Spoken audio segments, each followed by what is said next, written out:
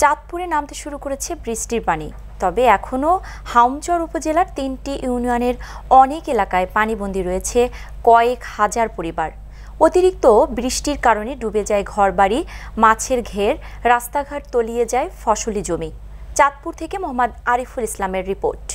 আমি অনেক পুকুর নিয়ে বর্তমানে 50টা পুকুর নিয়ে মাছের ব্যবসা শুরু করি। চাঁদপুরের হাউমচর উপজেলার সরকারি পুরস্কারপ্রাপ্ত সফল মৎস্য চাষী উত্তর আলগি ইউনিয়নের মোহাম্মদ বসিরুল্লাহ পাঠান এবারে অতিরিক্ত বৃষ্টির কারণে প্রায় 50টি পুকুর ডুবে ব্যাপক ক্ষতির মুখে পড়েছেন তিনি।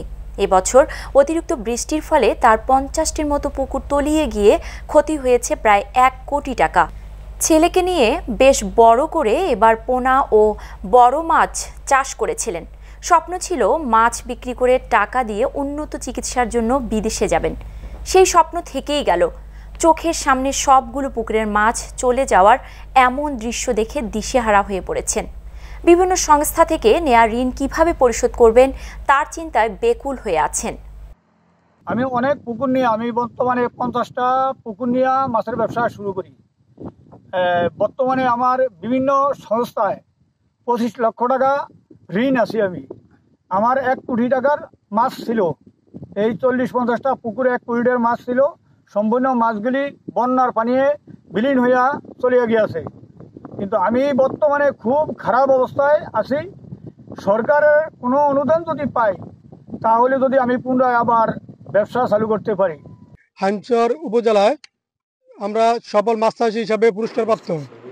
আপনারা প্রত্যেকেই জানেন যে এবারকার অতিরিক্ত বৃষ্টির কারণে আমাদের এই অঞ্চলটা পানির নিচে চলে যায়, যার কারণে আমরা অনেক ক্ষতিগ্রস্ত হই। পরিস্থিতি আসলে এখান থেকে যে ঘুরে দাঁড়ানোর মতো অবস্থান আমাদের নেই।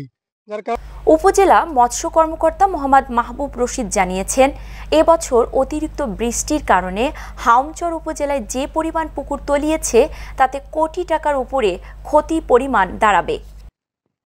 অতি বর্ষণে সৃষ্ট বন্যার প্রভাবে আমাদের হাউমচর উপজেলায় মৎস্য সম্পদের বেশ ক্ষয়ক্ষতি হয়েছে। আমরা গত 22 আগস্ট তারিখে আমাদের ক্ষয়ক্ষতির যে প্রতিবেদন আমরা ঊর্ধ্বগামী করেছি তার মধ্যে আমাদের 52টির মতো পুকুর দিঘি ক্ষতিগ্রস্ত হয়েছিল, যেটার আয়তন ছিল 10.52 হেক্টর এবং মোট ক্ষয়ক্ষতির পরিমাণ আনুমানিক 50 লক্ষাধিক। এই ক্ষতির পরিমাণ এই সময়ে আরো বৃদ্ধি পেয়েছে এবং ক্ষয়ক্ষতির তালিকা আমরা এখনো নিরূপণ করছি।